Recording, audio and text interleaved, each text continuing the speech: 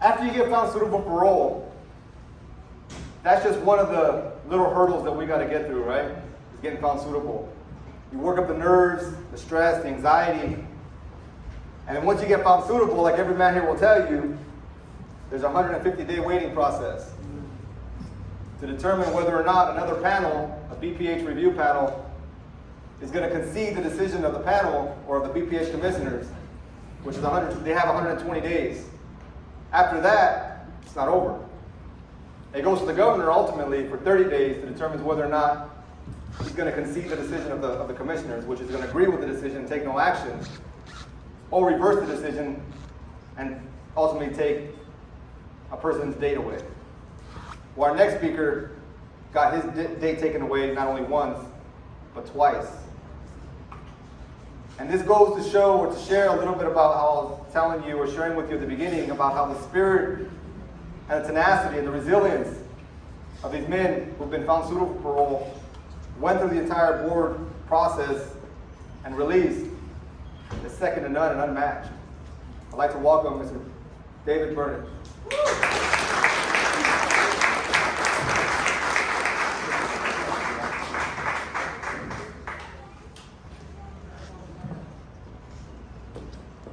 Hello, thank you for coming.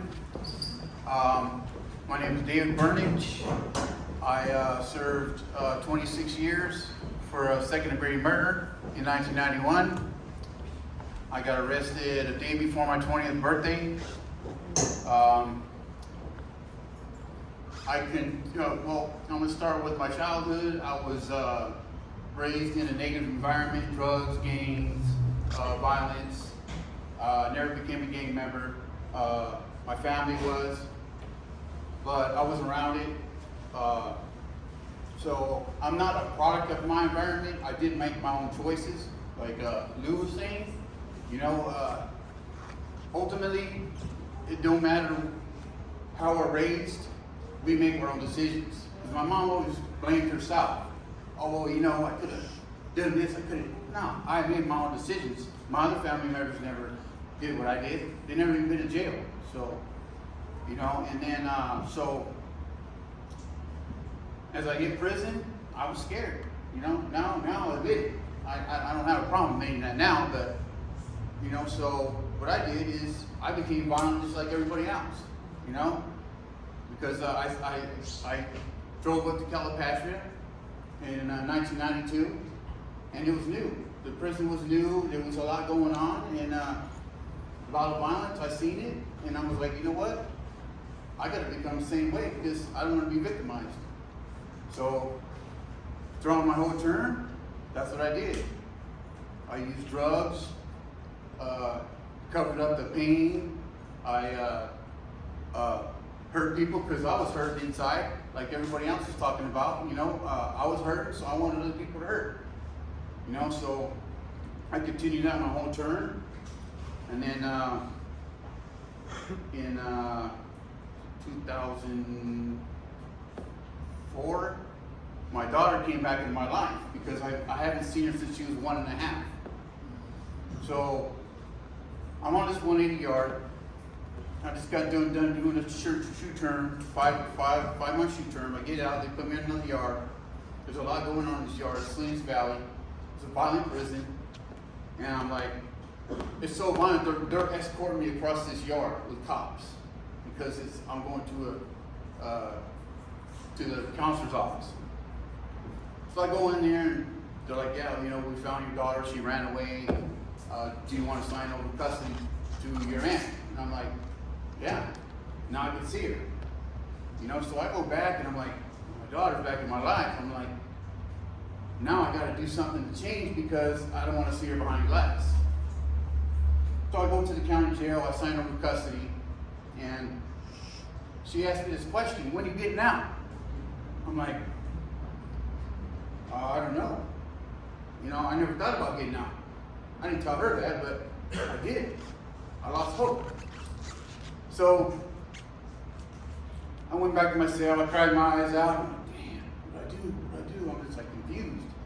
You know, because I don't want to lock up, so to speak, because I didn't want to be on those yards, because I was raised on these other yards, you know what I mean, since I was young, you know, so that time alone in the cell, because I had me by myself, I was just reflecting about my life, and finally said, you know what, I'm going to do good. I'm going to try to. You know, I never thought I was getting out. So I went back to the yard, and a short time later, there was a gang retaliation, and I ended up getting stabbed for the gang retaliation. So, and then I'm in the hole, and I'm like, I can't keep doing this to myself, you know. I obviously with somebody else, because there was two of us that got attacked. So I'm like, I didn't want to seem weak to the other guy, so I didn't say nothing to him, but I'm thinking to myself, you know, I got to do something about this. So they sent me to a soft yard, 30-day yard, and I ended up staying for 9 months. So I'm already on their list, so to speak. So I'm like, you know what? Finally, I was like, I'm done. You know what I mean? Me and my cellie were cool. We talked about it, and we both did it together. You know, and we dropped out of the gang, and I ended up going to Donovan. Well, Salinas Valley, Kern Valley for 3 years, because I had to go to the 180, and then I went to Donovan. Once I showed up in Donovan, it was a mellow yard, you know, I was bugged about going to church, you know, and there was a lot of Christians on that yard, so they were like on me for some reason, so.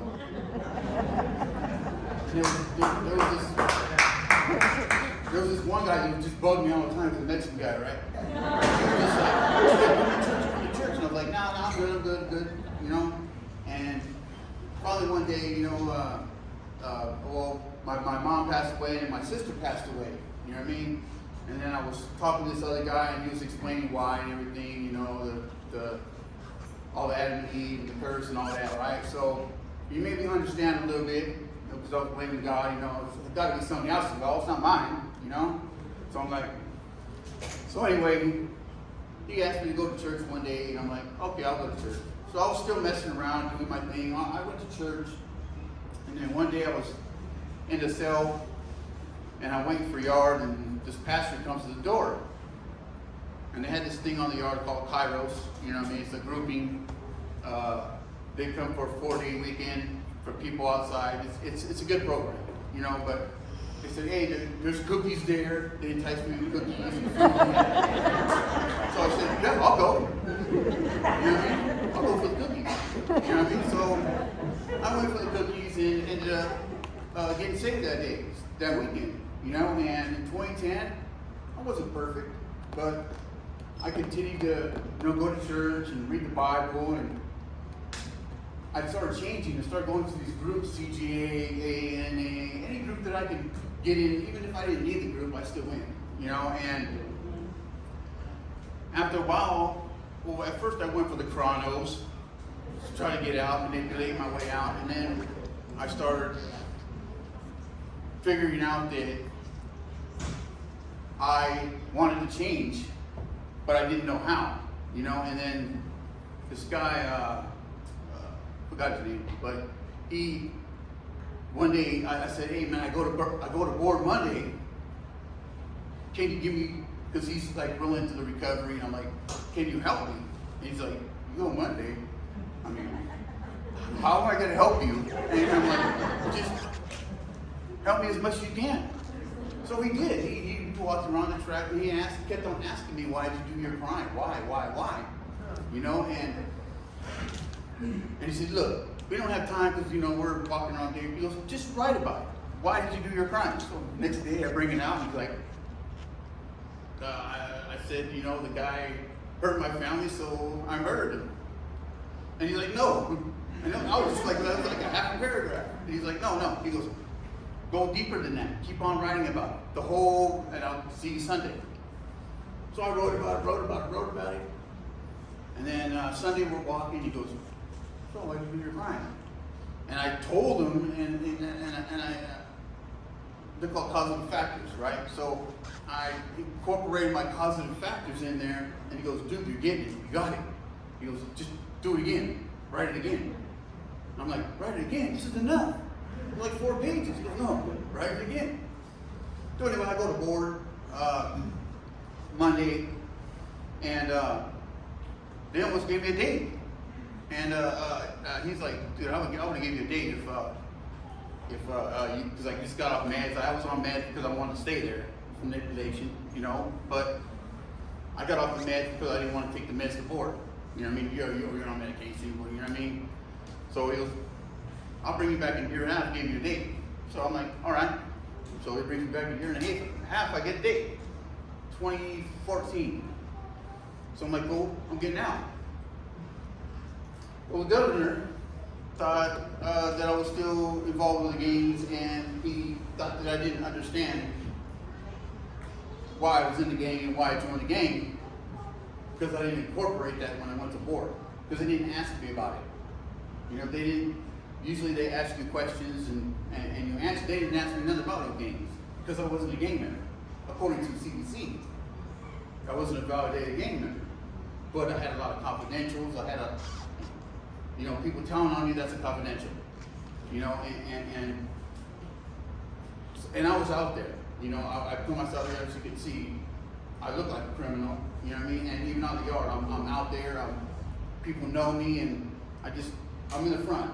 And when people leave the yard, don't drop your name. So I had a lot of stuff that wasn't even true, but it doesn't matter because some of it was. You know what I mean? So anyway, governor took my date once, and I'm like, okay.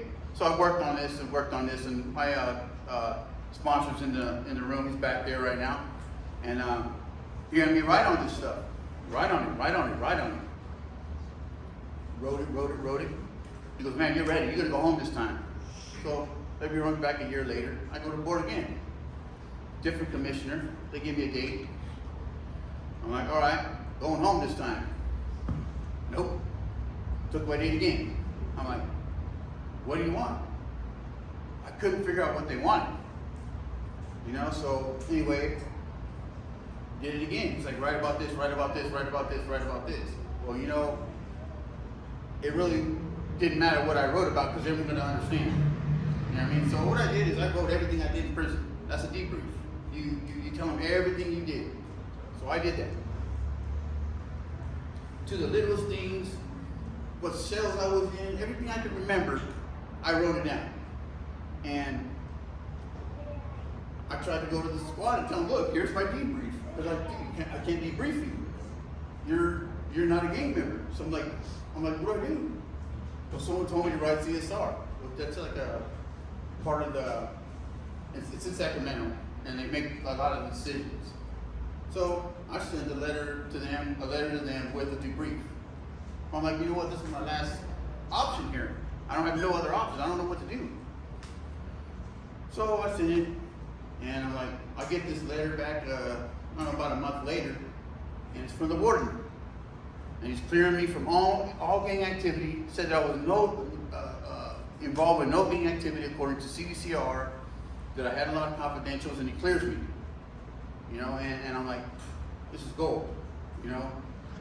So I go to board again, and it's the commissioner that denied me the first time. He gave me my first date, and he gave me my last date. His name was Roberts. And went in there, and he was like, we're gonna find you suitable today, Bernich, but we're gonna cover those government concerns this time. I said, all right. So we covered them and everything, and about 2 hours to for the deliberation and everything. They found me suitable.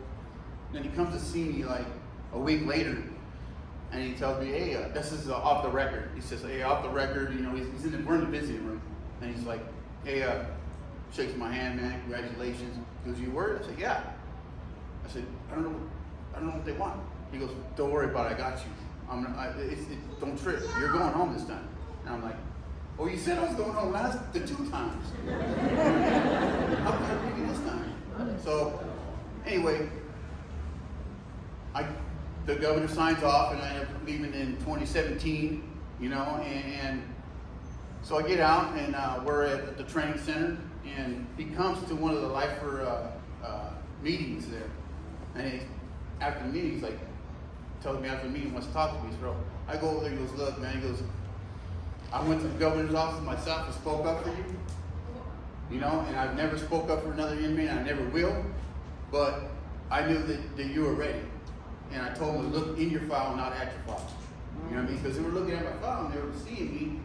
They were looking at the bad stuff, but they weren't looking at the side. They were like, oh no. You know?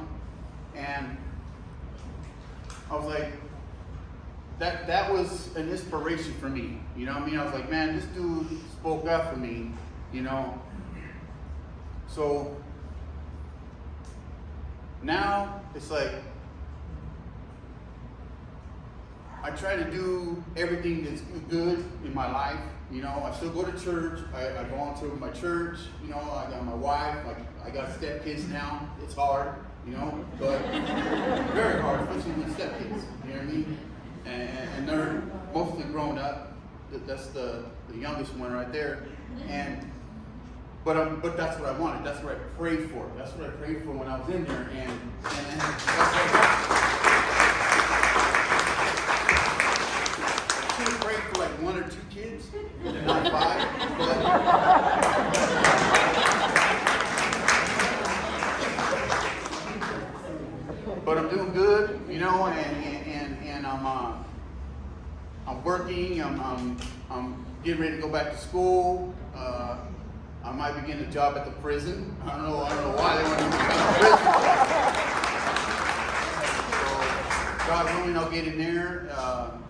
You know, I'm just, I want to thank you guys for coming and support your family, because without family support, like all these other guys are saying, if you feel alone in there, you're gonna seek you're gonna seek it from other places. You know what I'm saying? And you don't want them to seek it from other places, because then they're gonna get into some stuff that you don't want them to get into.